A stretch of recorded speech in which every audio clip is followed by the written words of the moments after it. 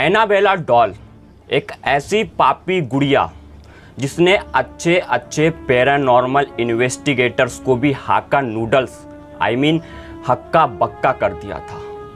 एक ऐसी पापी गुड़िया जिसे अगर वक्त रहते काबू में नहीं किया जाता तो आज ये एक मौत की सौदागर बन जाती। तो आज हम बात करने वाले हैं तात्या बिच्छू के मौसा की लड़की एनाबेला डॉल के बारे में। भाई साहब कुछ ज़्यादा नहीं हो गया ये? मतलब कुछ भी। लेकिन हमारा तात्या बिच्छू सिर्फ तात्या बिच्छू था, लेकिन ये डॉल एक ऐसी पापी और रहस्यमयी डॉल थी जिसने अच्छे अच्छे पैरानॉर्मल इन्वेस्टिगेटर्स को सोचने पे मजबूर कर दिया था। लेकिन मैं तात्या बिच्छू के जो लवर्स हैं उनको सिर्फ इतना कहूँगा कि ऑफेंड बिल्कुल मत होइएगा, क्योंकि हमारा तात्या तात्या रहेगा और एनाबेला डॉल रहेगी। तो शुरू करते हैं तात्या बिच्छू के मंत्र के उच्चारण के साथ में। भगभुगे भगनि भागोदरी भगमासे यौनि ओम फट स्वाहा। तो सबसे पहले हम जानते हैं कि आखिर ये एनाबेला डॉल प्रकट कहाँ से हुई। तो प्रसिद्ध paranormal investigator Eddie and Lorraine Warren, इनके मुताबिक 1968 में घटी एक प्रसिद्ध घटना जिसको उन्होंने अपनी कहानी के माध्यम से बताया था। ईडी का कहना था कि ये जो डॉल थी एक डोना नाम की लड़की थी, उसको उसकी माँ ने गिफ्ट में दी थी। लेकिन उसकी माँ शायद ये बात नहीं जानती थी कि ये डॉल बेबी डॉल से भी ज़्यादा खतरनाक है, क्योंकि बेबी डॉल ने सिर्फ लड़कों के जज्बातों के साथ खेला था, लेकिन ये डॉल ना जाने कितने पैरानॉर्मल इन्वेस्टिगेटर्स के जज्बातों के साथ खेलने वाली थी। तो अब ये डोना किस बला का नाम है? तो डोना एक नर्सिंग स्टूडेंट थी और वो अपने फ्लैट में अपने 2 रूममेट्स के साथ में रहती थी, जिसका नाम था, एक का लो और दूसरे का नाम था एनजी। ये दोनों मतलब ये तीनों जिस फ्लैट में रहते थे, जब से उन्हें ये एनाबेला डॉल दी गई थी तब से उनके साथ में ना जाने कितनी बार पैरानॉर्मल एक्टिविटी हुई थी। हालांकि जब डोना को ये डॉल गिफ्ट की गई, ये डॉल शुरुआत में दिखने में ही काफ़ी ज़्यादा एंटिक पीस थी, जिसके कारण उसके जो 2 रूममेट्स थे वो उसे नापसंद करते थे। और यही कारण था कि भैया हमारी जो एनाबेला डॉल है वो उसको ये बात हमेशा खटकते रहती थी। तो कभी कभी क्या होता था कि जब भी अपना डोना और उनके 2 जो रूममेट थे वो कहीं बाहर पे घूमने के लिए जाते थे, तो वो जिस जगह में इस डॉल को रख के जाते थे, आने के बाद में वो डॉल वहाँ से गायब या फिर दूसरी जगह चली जाती थी।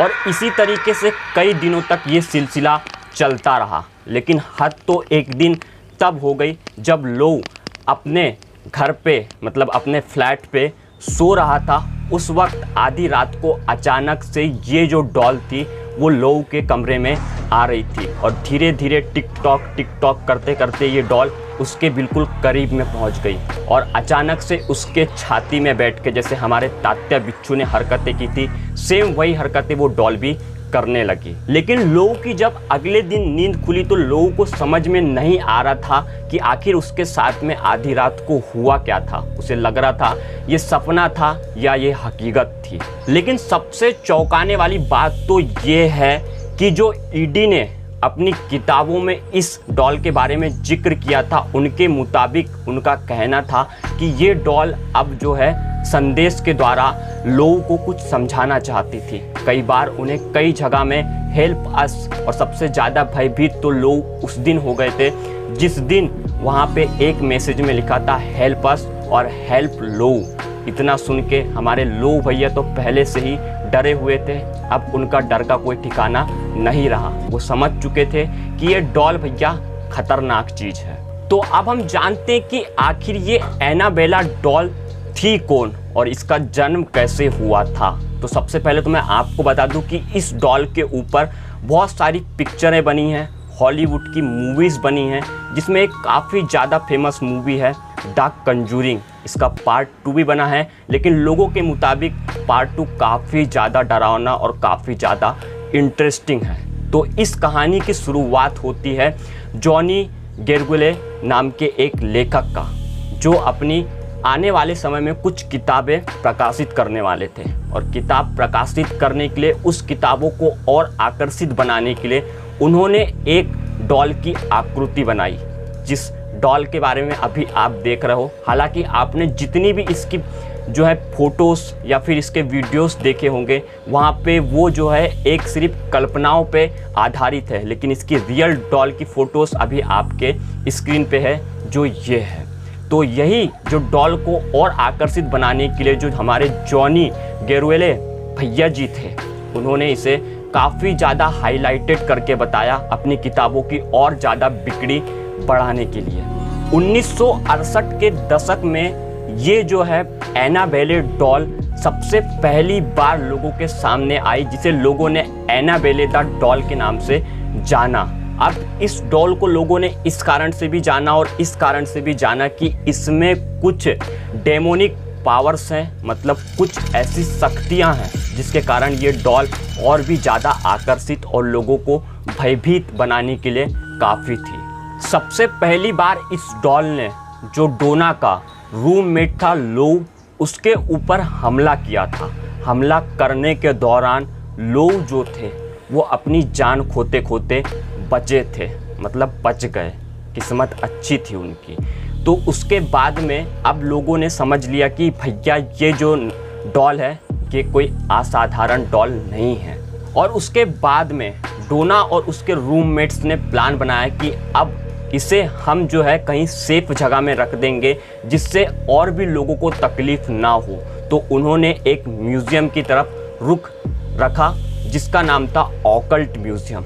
अब इस म्यूज़ियम में जाने के दौरान भी कुछ ऐसी अकाल्पनिक घटना डोना और जो उनके रूममेट्स थे उनके साथ में घटी। कई बार उनके जो हैं गाड़ी के ब्रेक फेल हुए, तो कई बार उनके साथ में कुछ ऐसी घटनाएं घटी जो काफ़ी ज़्यादा चौंकाने वाली थी।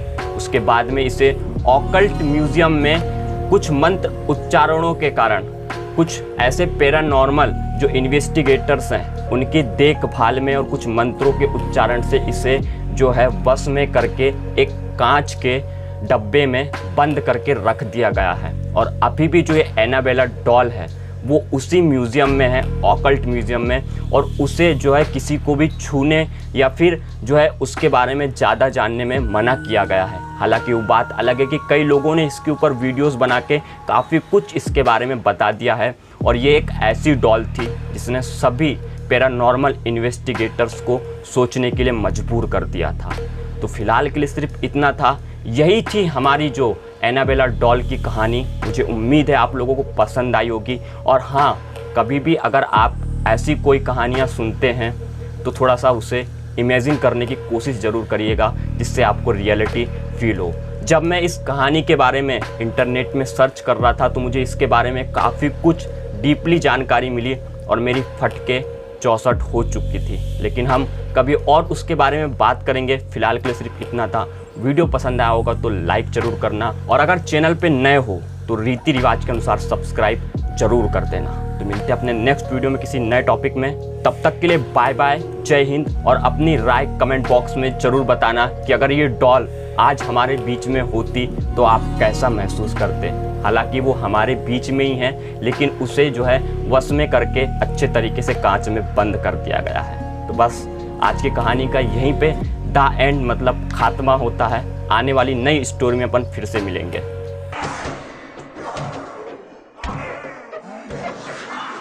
इस सज्जन को क्या तकलीफ है भाई?